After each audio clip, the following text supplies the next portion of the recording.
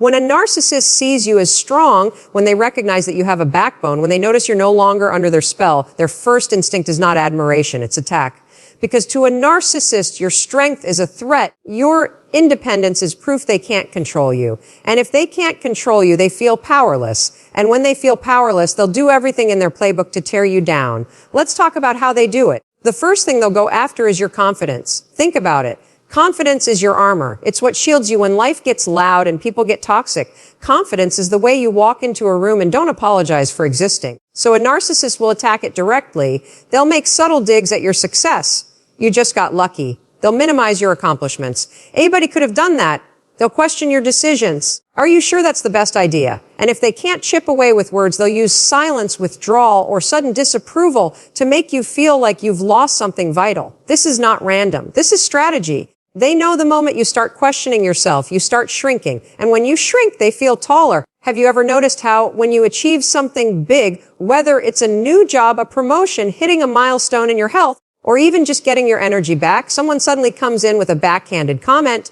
That's not coincidence. That's them spotting your strength and rushing to dim it, because your light exposes their shadows. They use comparison as a weapon. They'll say, well, so did it better? Or you're not as impressive as you think you are. And if they can't compare you to someone else, they'll compare you to a past version of yourself. You used to be more fun. You used to be more easygoing. Translation, you used to be easier to manipulate. Understand this: every jab, every insult, every eye roll is a mirror reflecting their fear of losing control. Strong people terrify narcissists because strength means freedom, and freedom means they can't feed off you anymore.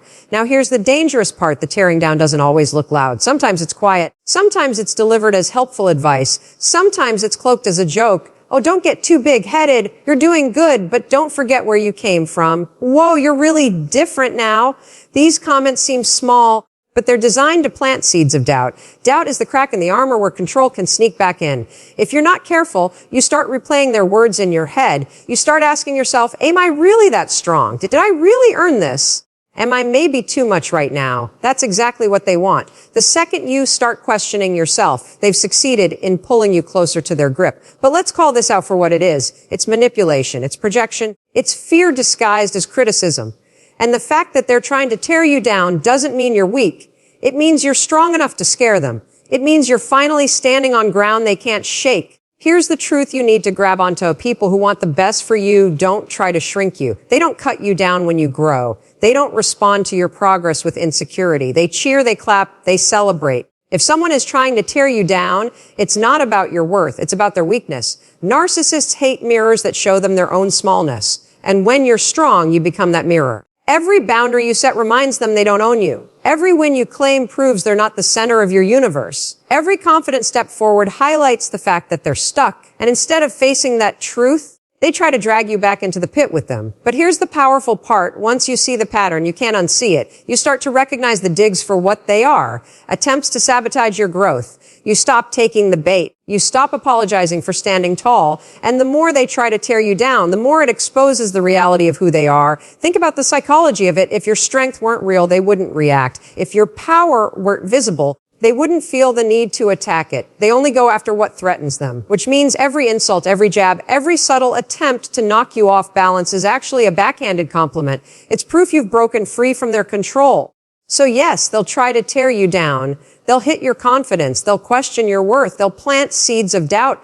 But that's not the end of your story. It's the sign you're in the right chapter. Because strong people don't get torn down without reason. They get torn down because their power is undeniable. And if you're facing those attacks right now, it's not because you're weak. It's because you're finally becoming someone they can't. When a narcissist realizes they can't intimidate you, when they see that their insults and digs aren't shaking your confidence, they shift tactics.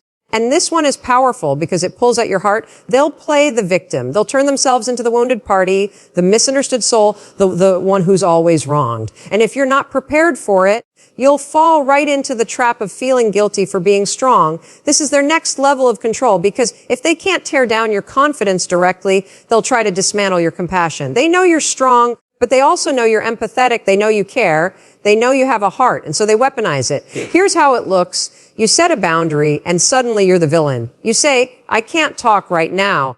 I need space, and they fire back with, wow, I guess I just don't matter to you anymore. You refuse to be manipulated, and they respond, why are you treating me like this? I've always been there for you. You achieve something big, and instead of celebrating, they sigh and say, I guess I'll never be good enough compared to you. Do you see the game? They flip the script so that your strength becomes their suffering instead of addressing their own behavior. They deflect it back on you. They want you to feel like your growth is cruelty, your boundaries are rejection, your independence is abandonment. And if you take the bait, you rush in to rescue them. You start softening your stance. You start questioning your boundaries. You start wondering, am I being too harsh? Maybe I should back down. This is exactly what they want. Because when you rush in to comfort their false victimhood, you step right back into the cage of control. Now let's be clear, genuine vulnerability is different. Real victims share their pain honestly and seek support without manipulation. But a narcissist doesn't show weakness for healing. They show weakness for power. They wear the mask of suffering not because they're hurting, but because it hooks you into guilt, pity, and compliance. It's emotional theater. Watch closely and you'll see the pattern. They can turn tears on and off like a switch. They can rewrite history so fast that you start doubting your own memory. They'll take something they did to you and spin it into something you supposedly did to them. Suddenly, they're not the one lying. You're the one overreacting. They're not ignoring you. You're the one too demanding. They're not tearing you down. You're the one never satisfied. And the longer you stay in that dynamic, the more you start questioning yourself. That's the real danger, not their words, but the self-doubt they plant inside you. Because once you believe their story, once you start seeing yourself as the aggressor in them, as the helpless one, you lose your power. But let's step back. Why do they play the victim? Because victims get attention, victims get sympathy, victims get to avoid accountability, and most importantly, victims can make strong people feel guilty for being strong. It's the ultimate reversal. Your power becomes the crime. Their manipulation becomes innocence, and they get to keep pulling the strings while looking like the one who's suffering. The truth is, a narcissist can't survive in an environment where they're exposed. So they create chaos, confusion, and guilt to blur the lines. They know if you start seeing clearly, if you recognize your strength for what it is, you'll walk away. So they cast themselves as the one who needs saving, because if you're busy saving them, you're not busy saving yourself. Here's what makes this tactic so dangerous: it feeds off your humanity. Most strong people don't want to hurt others. Most strong people feel compassion when someone cries, when someone says, you're hurting me.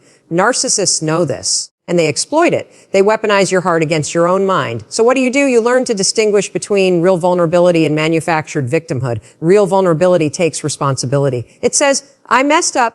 I want to do better. Fake victimhood avoids accountability. It says, you're too harsh, you're the problem. Real vulnerability opens the door to healing. Fake victimhood slams the door on truth and locks you inside guilt. And once you start spotting the difference, you take your power back. You stop rushing in to fix everything. You stop apologizing for things you didn't do. You stop letting guilt drive your choices. And when you stop responding to their victim act, you strip the performance of its power. Because here's the secret they don't want you to know: the moment you stop reacting to the victim play, the mask slips. They can only keep the act going if you're buying tickets to the show. Once you stop showing up, once you stop giving your energy to it, they're left with themselves. And that's the one thing they can't stand to face. They'll play the victim when you stand tall. They'll cry when you draw a boundary. They'll sulk when you shine too bright. They'll twist the story so you look like the aggressor. But every time they do, remember, this is not weakness, it's strategy. It's not about truth, it's about control. And the very fact they're pulling out this tactic means you've already proven something.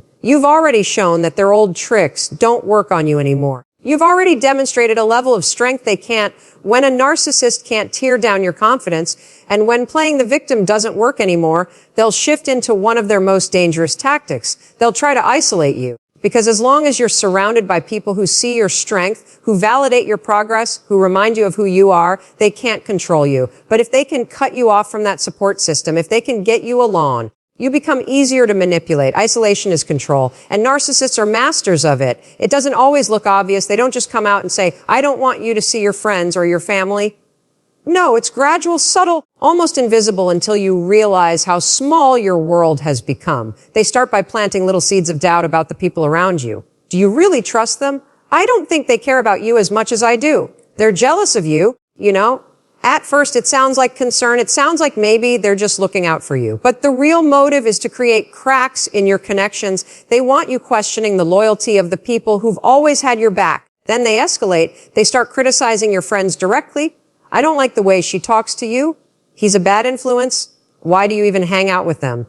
And if criticism doesn't work, they shift to guilt. Why are you spending time with them instead of me? Don't you care about us? Suddenly, every choice you make to invest in relationships outside of them feels like betrayal. Slowly, you start pulling back from the people who make you strong. You stop sharing as much with friends because you don't want to deal with the fight afterward. You cancel plans to avoid conflict. You stop reaching out to family because they've convinced you no one understands you like I do. And before you know it, your world shrinks. And here's the most twisted part. Isolation doesn't always happen through outright rejection of others. Sometimes they isolate you by dominating your time. They keep you so busy with their needs, their drama, their crises, their endless demands that you don't have energy left for anyone else. Every time you try to make space for yourself, they pull you back into their storm. And when you finally look up, you realize you're standing alone in the middle of it, cut off from the people who would have pulled you out. Why do they do this? Because isolation makes you independent. Without your circle, without people reminding you of your worth, the narcissist becomes the only voice you hear. And if they're the only voice, they get to rewrite the narrative. They get to dictate how you see yourself. They get to control the story. Think about it. If you tell a healthy friend, I feel like I'm too much, they'll remind you of your value. If you tell a narcissist, I feel like I'm too much, they'll agree and use it to keep you small. That's why they don't want other voices in the room. Other voices disrupt the manipulation. Other voices break the spell. Other voices remind you of who you were before they started tearing you down. It's not just physical isolation either. It's emotional isolation. They'll make you feel like no one else could ever understand you. They'll say, other people don't get us. It's me and you against the world. Nobody knows you like I do. At first, it feels romantic, powerful, even special. But what it really means is, I don't want you trusting anyone but me. And when emotional isolation is in place, you could be in a crowded room and still feel completely alone. You could have family, friends, coworkers around you, but you don't reach out because they've convinced you it's pointless. You've been cut off not by physical distance, but by belief. But here's what you need to know. Isolation is the biggest sign of their fear. They isolate you because they know how strong you are when you have people around you who lift you up. They isolate you because they know that support destroys their control. They isolate you because they can't compete with the truth that others will tell you about yourself. So when you notice the pattern, when you notice that you're canceling plans more often, when you notice that you're doubting people you used to trust, when you notice that the circle around you has gotten smaller, it's not a coincidence. It's a strategy. It's the narcissist's way of cutting off your lifeline so you rely only on them. The good news, the moment you recognize it, you can reverse it. You can reach out again. You can rebuild your connections. You can pick up the phone and call the friend you stopped talking to. You can walk back into the spaces where you feel seen, because the antidote to isolation is community. The antidote to silence is connection. The antidote to their control is your decision to surround yourself with people who reflect your true strength back to you. And yes, it will feel uncomfortable at first. It will feel like you're betraying the narcissist. It will feel like you're doing something wrong. But that's not truth. That's the conditioning they've planted in you. And the moment you push through that discomfort, you start reclaiming your power. You start stepping out of the cage. You start rebuilding the network of support that makes you unstoppable. Narcissists will isolate you because they know one simple fact: strong people are stronger together. They know if you stand alone, they have a chance to break you. But if you stand connected, if you surround yourself with people who refuse to let you shrink, their power disappears. That's why they fight so hard to pull you away from everyone else. That's why they'll do whatever it takes to convince you that you don't need anyone but them. Because as soon as you realize you do need others, as soon as you start leaning on your circle again, as soon as you step back into the spaces where you're reminded of your worth, their illusion shatters. They'll isolate you with guilt. They'll isolate you with criticism. They'll isolate you with endless demands on your time. They'll cut you off emotionally, mentally, socially. But every attempt they make to shrink your world is proof of how powerful you are when you're connected. Proof of how unstoppable you become when you refuse to. When a narcissist sees that you're not bending, when you're no longer shrinking under their criticism, when you're no longer falling for their victim act, when their attempts to isolate you aren't working the way they used to, they don't just give up. They push harder. They double down. They turn up the heat. And that's not a sign that you're losing. It's the biggest confirmation that you're winning. Think about it. Manipulation thrives in silence, in compliance, in the absence of resistance. When you start resisting, when you stop feeding into the game, it disrupts everything. And because they're losing their grip, they panic. And panic looks like pressure. Panic looks like rage, escalation, accusations, or sometimes the exact opposite: love bombing, fake apologies, promises they'll never keep. It looks like them throwing every trick in the book at you just to see which one will stick. This is the moment most people get confused, because the push feels overwhelming. It feels like you're under attack from every angle. You start to wonder, Did I do the wrong thing? Should I back down? That's exactly what they want. But you need to flip the perspective. The pressure isn't a sign you're failing. The pressure is proof they're scared of your progress. It's like this. The louder they get, the clearer it is that they're losing control. If you were weak, they wouldn't need to push. If you were still easy to manipulate, they wouldn't need to escalate. The very fact that they're pushing harder means you've already taken ground, you've already broken through the patterns that kept you trapped. And they're scrambling to pull you back. Here's what it looks like when they push harder. They start using your past against you. They'll bring up old mistakes, things you've already worked through, and throw them in your face. They'll exaggerate flaws, twist your words, rewrite history. They'll tell you you've changed, and not in a good way. They'll say things like, you're so cold now. You're so selfish. You used to care about me. That's them trying to guilt you into dropping your strength. Or they go the other route. They smother you with fake affection. They suddenly shower you with compliments, gifts, or attention you've been craving for years. They act like the person you always hoped they could be. And it feels so good in the moment, but you have to recognize what's really happening. It's not genuine love, it's desperation. They're throwing sugar over poison, hoping you'll swallow it. Another way they push harder is through intimidation. They raise their voice, they slam doors, they give you the silent treatment for days. They threaten to leave, or they threaten to stay and make life miserable. It's all about shaking you up, destabilizing you, making you feel like standing firm is too costly. And when you're tired, when you're drained, when you're exhausted from fighting, it's tempting to give in, but that's the breaking point where you need to remember this isn't a setback. This is prove you're stronger than you've ever been. Think about resistance training. The weight gets heavier as you grow stronger. The challenge increases because your capacity has increased. That's what's happening here. They're pushing harder not because you're weaker, but because you're stronger. And your job in that moment is not to retreat. It's to stand taller. This is the signal. The escalation is the alarm bell that tells you keep going. The pressure is the evidence that you're no longer the easy target you once were. The fact that they have to try harder means you've already risen above the old tactics. Now, does that mean it's easy? No, it's messy, it's Painful, it's exhausting. But this is the stage where transformation happens. This is the stage where your boundaries solidify, where your self-respect gets cemented, where you learn that your strength is not negotiable. And once you pass through this stage, something incredible happens. They lose power over you completely. Because no matter how hard they push, you no longer move. Here's what you need to hold on to. When they push harder, it's not about you being wrong. It's about them being desperate. Their desperation is your validation. Their escalation is your evidence. Their pressure is your proof. So when the attacks intensify, when the guilt trips get louder, when the charm gets thicker, when the threats feel sharper, pause and remind yourself this is the signal. This is confirmation. This is the point where most people back down, but not you. You've come too far. You've built too much strength to hand it back now. And the very fact that they're working this hard to break you is the clearest sign you've already become someone they can't